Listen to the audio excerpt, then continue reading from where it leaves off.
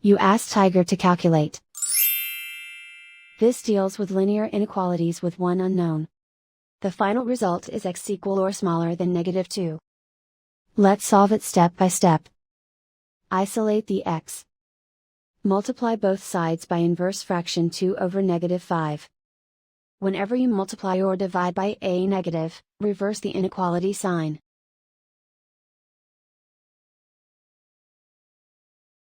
Move the negative sign from the denominator to the numerator.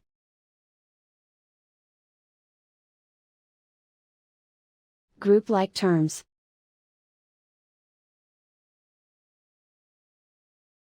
Multiply the coefficients.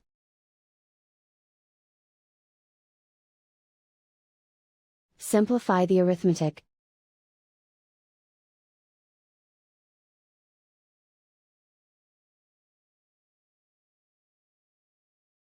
Move the negative sign from the denominator to the numerator.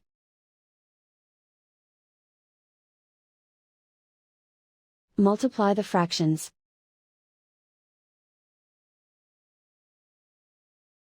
Simplify the arithmetic.